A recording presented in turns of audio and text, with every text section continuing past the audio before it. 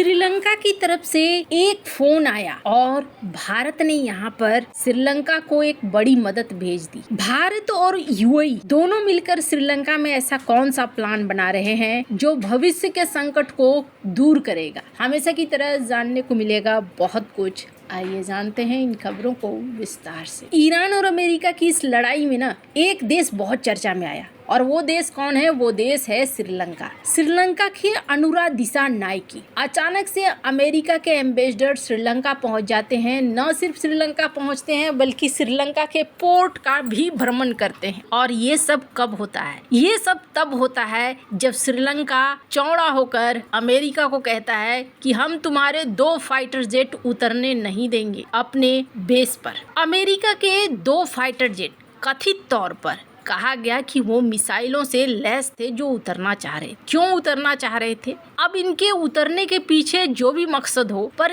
एक चीज जरूर था कि श्रीलंका फंसा हुआ था। आइरिश डेना पर हमले के बाद श्रीलंका उनके नाविकों को बचाता है और एक दूसरे जहाज को शरण भी दे देता है। लेकिन जब तीसरे जहाज को शरण देने की बात आती है तो अनुरा दिसानायके कहते हैं कि न तो हम तुम्हें अब अपने जगह देंगे और न ही हम तुम्हें उतरने देंगे। और इसके बाद देखने को मिलता है कि अमेरिका के राजदूत गौर पहुंचते हैं, उनके पोर्ट का भ्रमण करते हैं। अखबारों में ये छपना शुरू हो जाता है कि श्रीलंका के ऊपर दबाव बनाया जा रहा है कि मेरी बात मानो, और ये दबाव है अमेरिका का। अब जरा सोचिए, एक ऐसा सीन, श्रीलंका दबाव में है और इस छोटे से देश में बड़ी मुश्किल ये थी कि तेल का संकट इसे भी छू रहा था। अब तेल के संकट छूने के बाद क्या होता है ना, चाहे इंसान हो या राष्ट्र हो, चाहे एक परिवार हो या राष्ट्र हो, राजनीति एक जैसी होती है। अगर मुखिया को लगेगा कि अब मेरा घर नहीं चलने लगेगा तो वो फिर मजबूर हो जाता है किसी न किसी के तरफ झुकने के लिए। अभी भारत के पड़ोस में जो छोटे छोटे देश हैं,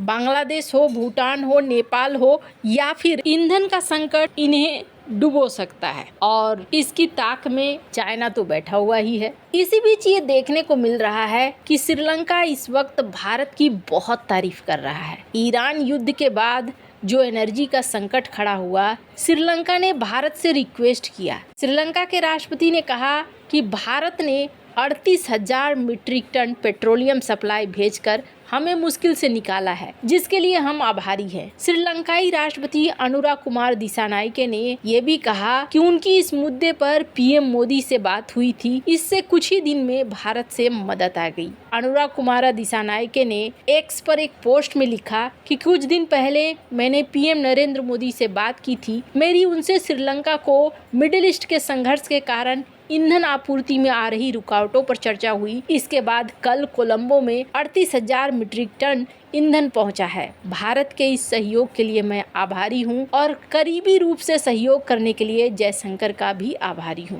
भारत ने श्रीलंका को 38,000 मीट्रिक टन पेट्रोलियम की आपूर्ति की है। इसमें 20,000 मीट्रिक टन डीजल और 18,000 मीट्रिक टन पेट्रोल है, जो शनिवार को कोलंबो पहुंचा है। पीएम मोदी और श्रीलंका के राष्ट्रपति अनुरा कुमार दिसानायके के बीच फोन कॉल के बाद हुआ ऐसा। ऐसे में श्रीलंका के नेता लगातार दिल्ली को शुक्रिया कह रहे हैं और भी कई नेता हैं जो कह रहे हैं कि भारत संकट के समय में श्रीलंका के लिए हमेशा सबसे पहले मदद करने वाला देश बनकर खड़ा रहा है। एक क्षेत्र के तौर पर ये बहुत जरूरी है कि सभी देश इस क्षेत्र की भलाई के लिए रणनीतिक साझेदार बनकर मिलकर काम करें। ये याद दिलाता है कि मजबूत साझेदारियां बनाई और बचाई जानी चाहिए, न कि उन पर राजनीति की जानी चाहिए। खैर, अब ये तो रहा कि इस तरीके की समस्या आई। अब श्रीलंका और भारत दोनों ही सोच रहे हैं कि इस तरीके की समस्या दोबारा ना आए और इसके लिए क्या करना चाहिए। अभी देखने को मिल रहा है कि एक बहुत पुराने प्लान को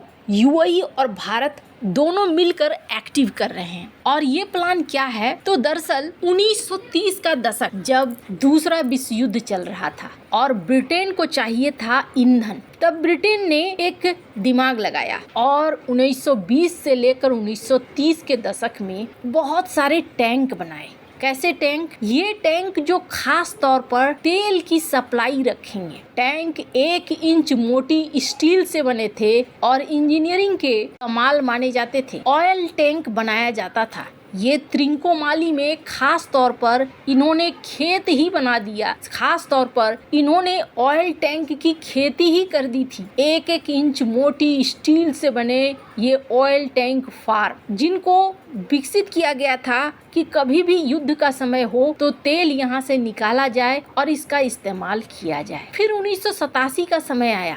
भारत और श्रीलंका के बीच में एक एकॉर्ड शामिल हुआ, जिसमें त्रिंकोमाली टैंक फार्म को भारत और श्रीलंका के जॉइंट उद्योग के रूप में विकसित किया जाने लगा। कोई और देश इसे टेक ओवर न करे, ये काम किया गया। भारत नहीं चाहता था कि चाइना इस ऑयल टैंक के फार्म को कैप्चर कर ले। साल 2003 में बड़ा समझौता हुआ लंका और आईओसी के बीच में, यानी इंडियन ऑयल कंपनी के बीच में, और कुछ ऑयल टैंकों का कंट्रोल मिल गया आईओसी को। कुल 99 टैंकों को 35 साल की लीज पर देने की बात हुई। लेकिन फिर क्या हुआ?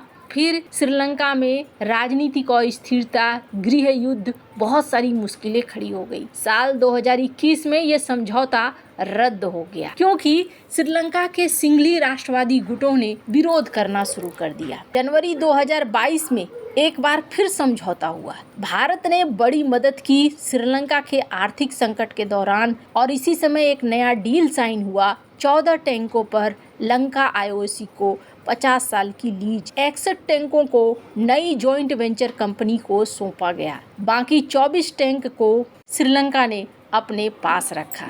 अभी यूएई और भारत इसमें दोनों इसे एक हब के तौर पर विकसित करने की योजना कर रहे हैं। पुराने जितने भी द्वितीय विश्व युद्ध के काल के ये ऑयल टैंक हैं, इनको आधुनिक बना रहे हैं और नया बुनियादी ढांचा कर रहे हैं, ताकि यहाँ रिफाइनरी की भी क्षमता हो। इसके अलावे मल्टी प्रोडक्ट पाइपलाइन बने, बंकरिंग की सुविधा हो, जमा रखा जा सके तेल। अप्रैल 2025 में पीएम मोदी की कोलंबो यात्रा के दौरान तीनों देशों के बीच में एक एमओयू साइन हुआ था। इसमें भारत के इंडियन ऑयल कॉरपोरेशन, यूएई का एडपोर्ट्स और श्रीलंका का सैल्यून पेट्रोलियम कॉरपोरेशन शामिल है। श्रीलंका अब इस प्रोजेक्ट को तेजी से आगे बढ़ाने पर जोर दे रहा है। ये प्लान श्रीलंका को ऊर्जा सुरक्षा देगा और त्रिंकोमाली को हिंद महासागर का महत्वपूर्ण ऊर्जा केंद्र बना सकता है। वैसे पड़ोसियों के साथ समस्या एक ही रहती है कि जब इनके यहाँ अस्थिरता आती है तो फिर उस अस्थिरता का प्रभाव